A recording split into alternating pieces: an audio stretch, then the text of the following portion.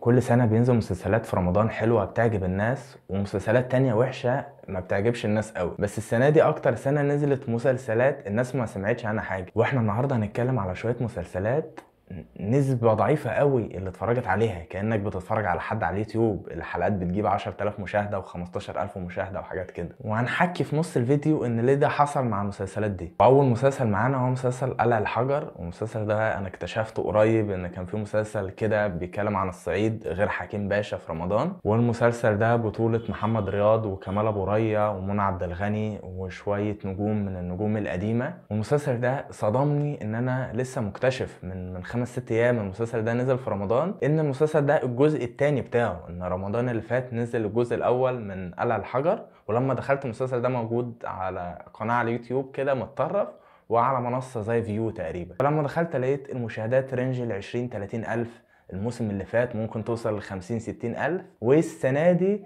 بصيت لقيتها رينجها 5000 7000 10000 حاجة كده. وتاني مسلسل معانا هو مسلسل الأذكياء فقط بتاع حمدي المرغني، وجايب معاه 2 3 من مسرح مصر، زي كريم عفيفي، على رنا رئيس، على ريم سامي اخت محمد سامي. وزي ما قلنا في الفيديو اللي فات ان الكوميديا بتاعت نجوم مسرح مصر بقت حمضانه، او ما بقتش الناس بتتقبلها زي الاول. في ناس عندها كوميديا زي حمدي المرغني في العادي لما يبقى الدور مكتوب كويس هتلاقيه كوميديان جامد.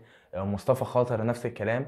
لكن هتلاقي مثلا حد زي أس انور، بقيه الناس اللي في مسرح مصر لا، هتحس ان الناس زهقت من الكوميديا بتاعتها جدا. وتالت مسلسل معانا هي فكره جديده ما اتعملتش قبل كده نهائي، هو مسلسل بنات همام. وبيحكي احداث او بيناقش منظور رايا وسكينه. رايا وسكينه اللي اتهرى قصص ومسرحيات وافلام من الستينات، من ايام اسماعيل ياسين ويونس شلبي والجيل ده، لحد بعد كده ما اتعملت بقى رايا وسكينه عبلة كامل وسمية الخشاب، واتعملت مسرحيه. الروايه يعني اتحلبت بالمعنى الاصح يعني.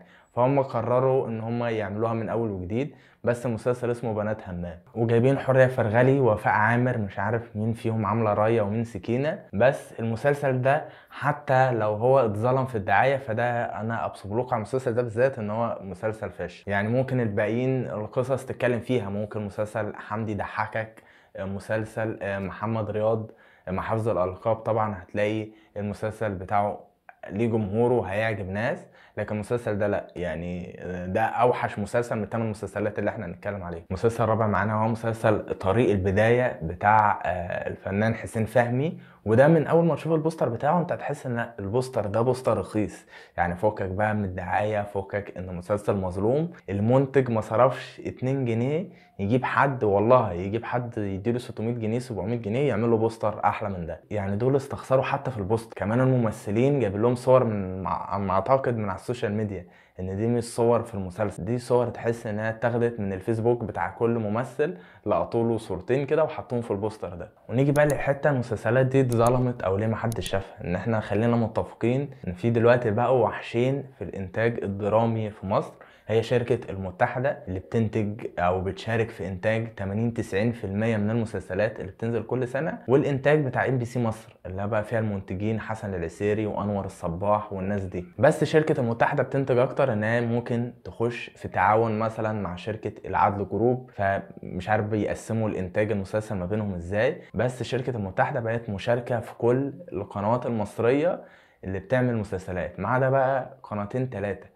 هتلاقي مثلا قناة المحور، قناة النهار. كانت قناة القاهرة والناس قبل كده، بس تقريبا خلاص القاهرة والناس انضمت للمتحدة، بقى في خلاص تعاون ما بينهم. فالقناتين دول النهار والمحور هما اللي لسه بيفرفروا، فهتلاقيهم بيعملوا مسلسلات الانتاج على القد، عندهم منتجين مش هيوصلوا للمتحدة. بس فكك بقى من حتة الفلوس، نخلي حتة الفلوس دي متفقين عليها ان هي على جنب. هما بيجيبوا ممثلين ضعاف، تبقى بنسبة كبيرة علاقات. القصص بيجيبوا قصص ضعيفة، يعني لو الإنتاج على القد بس القصة حلوة هتلاقي الناس هتتفرج على المسلسل. لو مش على التلفزيون أو الناس ما بتتفرجش على القنوات الصغيرة دي، الناس هتتفرج عليه سواء بقى على اليوتيوب، على منصة زي فيو. المسلسلات دي كده كده مش هتلاقيها ولا على واتشت ولا على شاهد، هتلاقيها على منصات صغيرة مثلا زي فيو، المنصات في 5 6 منصات كده طلعوا السنه دي، فهتلاقي الناس هتتفرج عليهم. انت لو سبته على اليوتيوب لوحده مسلسل كويس الناس هتشوف. لكن القنوات دي اجمعت في مسلسلاتها كل معايير الفشل،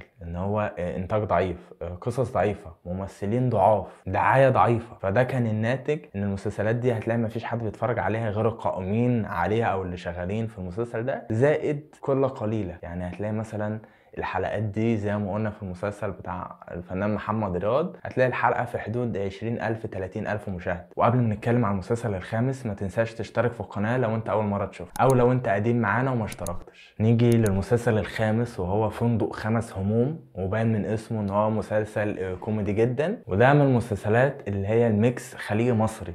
وهتلاقي الاعمال الميكس خليجي مصر دي ما بتفشل في مصر. انا مش عارف السعوديه ايه ظروف، بس الجمهور المصري هو بيحب العمل خالص مصري، يعني هو كله مصريين.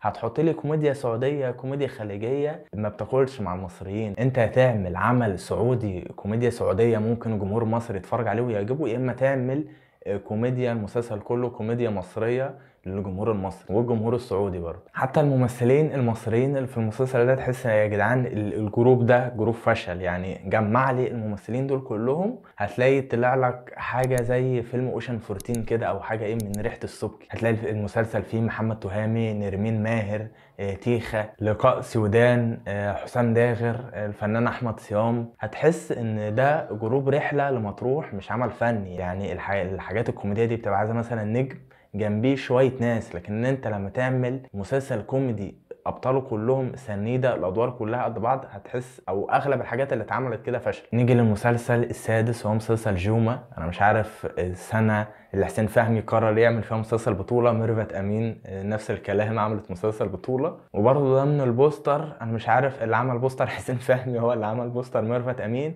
بوستر رخيص. يعني اللي تحس ان هم مرصوصين رصه غريبه من الاول. يعني انت من وانت بتشوف البوستر، على فكره كمان البوستر بيأثر على مشاهده العمل.